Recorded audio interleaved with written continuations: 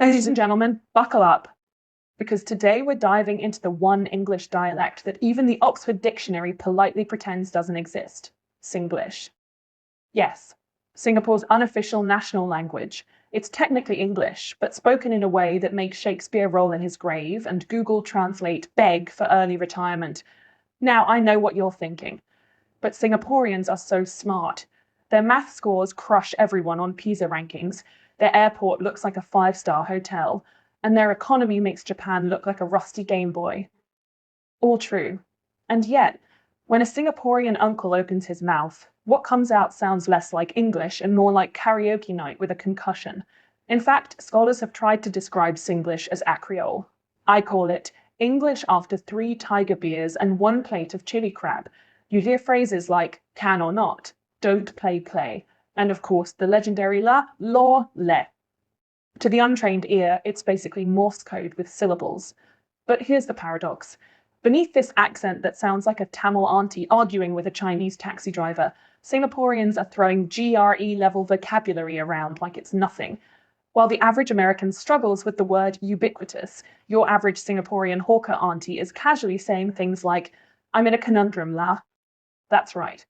Even the guy selling fish balls at the hawker centre has a better vocabulary than your college roommate. So in today's video, we're going to expose the mystery of Singlish, why it's incomprehensible to the outside world, why even Singaporeans laugh at themselves, and why deep down this is the only English that makes you sound both like a genius and a confused tourist at the same time.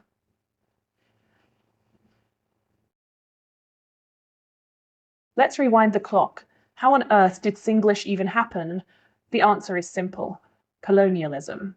When the British rolled into Singapore, they thought they were bringing the Queen's English. Instead, what emerged was more like an accidental remix album featuring English, Malay, Hokkien, Tamil, Cantonese, and anything else that happened to be shouted across the port. Imagine a recipe gone wrong. The British gave the base ingredient, English grammar, or at least the stiff, tea-sitting version of it. Then Malay tossed in some words, Chinese dialects threw in rhythm, and Tamil sprinkled a bit of dramatic flair. The end result? Singlish, the only language where you can start a sentence in English, sprinkle in Malay halfway, and finish it off with a Cantonese curse word. And somehow everyone nods like they understood. And the British? Oh, they must have been horrified. They left Singapore thinking they'd spread the empire's proud language. But what actually took root was like planting roses and ending up with a durian tree. Beautiful in its own prickly way, but definitely not what they ordered. Of course, Singaporeans didn't just accept this new hybrid. They made it their national badge of honor. Today, it's one of the few things that unites Singapore's Chinese, Malays, and Indians. Forget the flag or the anthem.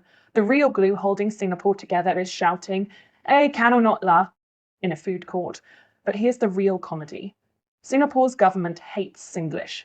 They've launched endless Speak Good English campaigns, desperately trying to stop people from sounding like a drunken United Nations meeting. Posters, ads, public service announcements, all scolding Singaporeans to drop the la, law, le. And yet, every year, Singlish survives stronger than ever, like a cockroach with a PhD. Because the truth is, Singlish isn't just bad English, it's efficient. Why say, would you mind confirming if this is acceptable, when you can just say can or not? That's 4 syllables. Even Elon Musk couldn't engineer efficiency like that. So yes, Singlish was born by accident, nurtured by chaos, and perfected by hawker centres. And the best part? Nobody outside of Singapore understands it, which is exactly why Singaporeans love it so much.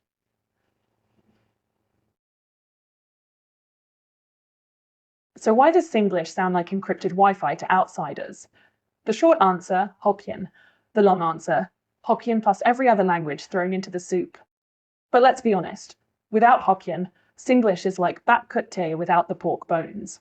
Here's a crash course. You've got kiasu, scared to lose, kiasi, scared to die. Bo pian, no choice la, chop chop, hurry up, ayah, frustration, alamak, shock, borrowed from Malay, and sian, tired, bored, life has no meaning. Put these words into one sentence and congratulations. You now speak Singlish better than half the expats in Orchard Road. Picture this: a tourist goes to a hawker stall. He says politely, Excuse me, may I order a plate of char kway teow, please? The uncle behind the wok doesn't even look up. He shouts, Char kway teow 1 plate, bo pian, wait a bit la. You don't act kiasu, later I chop chop give you can. Now the tourist is traumatized. Did the uncle just agree, threaten him, or cast a spell? Meanwhile, every Singaporean in line understood perfectly and is already adding extra chili. The beauty, or the madness, of Singlish is how it weaponizes Hokkien rhythm. Words are clipped, direct, and often sound like an argument. Ayo, why you like that one? Don't blur like Sorong la. To an outsider, it sounds like a fight. To a Singaporean, it's just mum reminding you not to forget your umbrella. And here's the cherry on top. Singaporeans will casually lace this with advanced English. 1 minute. Wa lao a today, MRT breakdown again. Sian until want die. Next minute. Frankly, this is a systemic infrastructural failure la. That's right. They'll complain like Shakespeare if Shakespeare had grown up in Ang Mo Kio. So outsiders, don't feel bad if you're lost. Singlish is basically linguistic jazz, a mashup of Hokkien slang, English grammar on life support, and the occasional Oxford word to keep it spicy. To the untrained ear, it's chaos. To a Singaporean, it's pure poetry, or at least poetry with extra sample.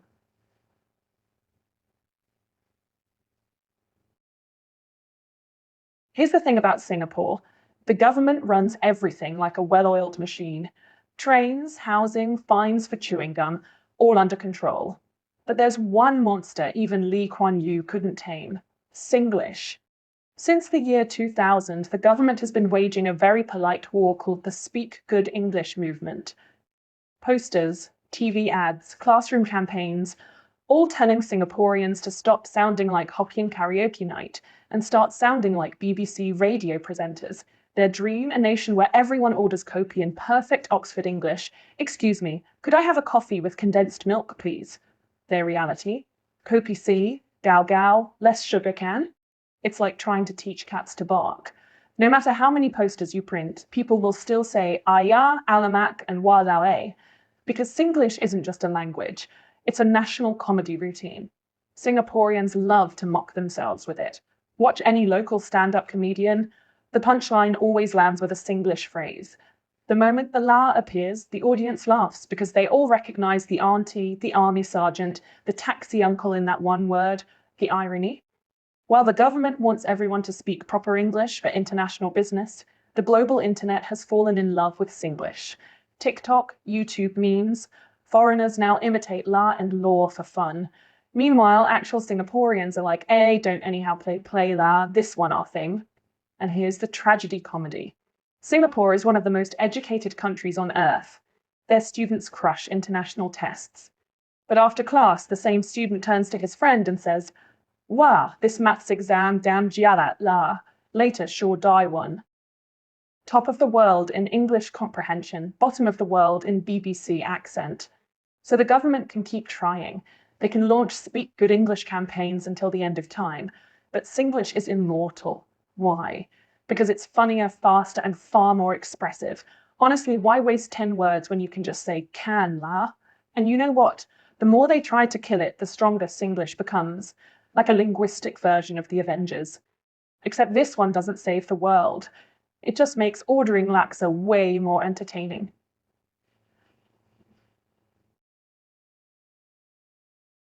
If you want to study Singlish properly, don't bother with books. Forget grammar guides. Just go to a hawker centre during lunch hour, and you'll hear a full crash course, complete with yelling, hand gestures, and enough slang to qualify as a new language degree. Here's how it sounds. Customer. Uncle, chicken rice can. Hawker uncle. 1 plate chicken rice, bo pian today, no char siu. La. Want chili or not? Customer. Can. Add 1 egg, chop chop, haw. Now, to the outsider, this is chaos. But to Singaporeans, it's smoother than jazz. Orders are placed, clarified, and confirmed in under 10 seconds. Gordon Ramsay couldn't run a kitchen this efficient. Move from the hawker centre to the MRT, and Singlish becomes survival gear.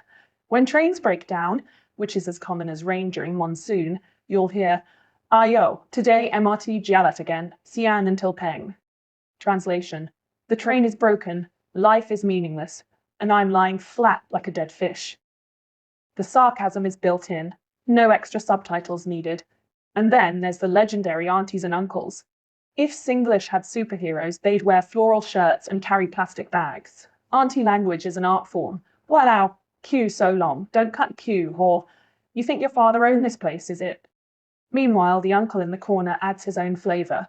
Aya, relax la, later also same one. Life bopian, just wait law. This isn't just communication, it's performance art. And let's not forget the army. Every Singaporean guy who's done national service knows Singlish is the true military language. Drill sergeants don't say, please increase your speed during this march. No, they scream. Hey, why you so blur like Sotong? Move faster, nah. Soldiers understand immediately. Stop being useless and run. Efficiency at its finest. Daily Singlish is raw, fast, and emotional. It's food ordering, queuing, complaining, and laughing, all packed with ayah, alamak, and walawe. No wonder outsiders get confused. To Singaporeans, it's not just speech. It's culture, attitude, and comedy rolled into one big, noisy, delicious mess.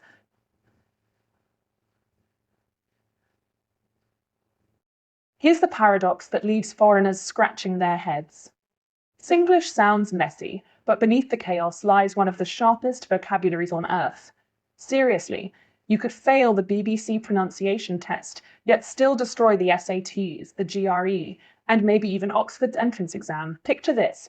You're at a kopitiam. A hawker auntie wiping sweat off her forehead shouts at you, "Hey, don't kiasu la." Later everyone also must wait.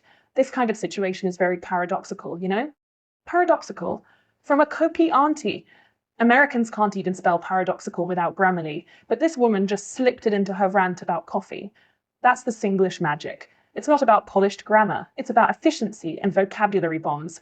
Singaporeans love their slang, bopian, sian, blur like sotong, but they'll suddenly drop conundrum, fundamental, or ubiquitous, into the middle of a sentence like seasoning. Imagine a Gordon Ramsay dish sprinkled with glitter. Meanwhile, the average native English speaker from the US is saying, like, you know, it's kinda, awesome. That's it. Singaporeans may sound like they're auditioning for a soap opera, but their word bank is overflowing with academic ammo. Why? Because education in Singapore is brutal. From primary one, kids are cramming vocab lists that would make Harvard cry. They may speak Singlish at home. This homework damn gialat. But in school, they're memorizing words like ameliorate and conscientious. By the time they grow up, their brain is a warehouse of words. Singlish just happens to be the packaging. And here's the irony. The same government that tries to fix Singlish doesn't realize it's actually one of the best Trojan horses for English vocabulary in the world. You think the Kopitiam uncle can't speak English. Wrong. He can probably beat you in Scrabble while frying char kway teow with one hand.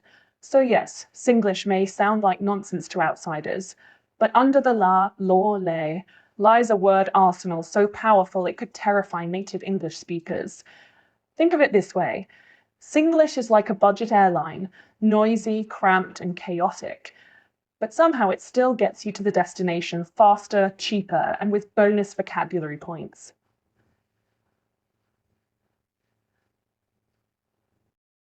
Outside Singapore, Singlish has two reputations, hilarious or horrifying. Foreigners hear it for the first time and think, wait, is that English? Or did I just unlock a hidden language pack in a video game?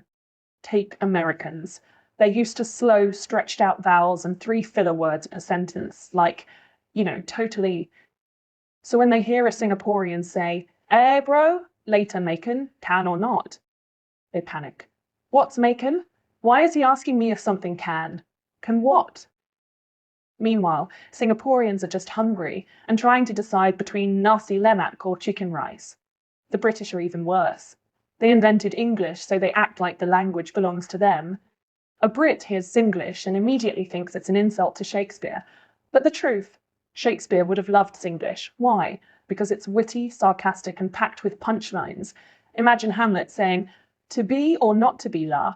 That won the question. Way more efficient. Then there are expats living in Singapore. At first, they're confused. They download Singlish dictionaries online, study hard, and proudly say things like, today very shock la. Locals laugh for 5 minutes straight because they sound like Siri with a head injury. No matter how hard you try, if you're not born into it, your Singlish will always sound like cosplay. But here's the irony. While outsiders laugh, they also envy it. Why?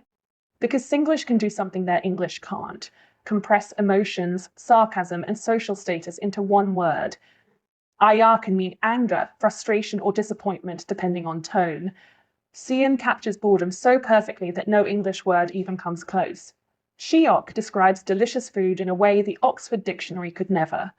And that's the point. Singlish isn't about sounding polished, it's about being alive. It's English wearing flip-flops and eating prata at 2 a.m. The world may mock it, but secretly they wish they had something half as expressive. So the next time someone asks, "What is Singlish?" you can proudly say, "It's English that nobody understands, except the 5 million people who speak it better than you."